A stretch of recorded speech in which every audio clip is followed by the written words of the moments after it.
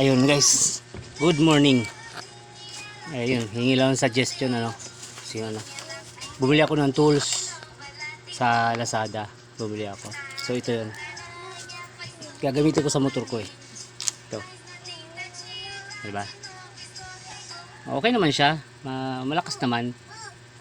Ang problema, ano solusyon gagawin? Meron nga ako itong sakit.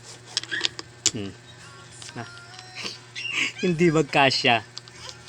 O paano ngayon to? Diba? Any suggestion kaya? Diba? Sayang no?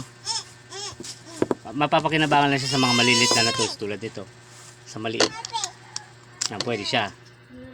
Tsaka sa mga ibang ng barena, pwede. Pero kung sakit na igagamitin mo para sa motor, hindi kasya eh. Diba? Ano kayang pwede rito? Ayun to, hindi ang pagkakalam ko yung ganito eh, standard size to eh. Standard size. Ewan ko lang kung may mas malaki rito. Yan o. Square to eh. Square. Para tugma yan dito. Tugma dito yan. Wala, hindi ko magamit. Tayo pumasok eh. Kahit anong sakit ko dyan. Halos lahat ng sakit. Hindi pumapasok dito. So yun lang. Shiner ko lang. Kasi ko gagawin ko lang siguro ng paraan to kung hahanapan ko ng meron daw extension to. Ewan ko. Dadaling ko lang siguro to. Ayan. So yun lang. Siyempre, bye bye.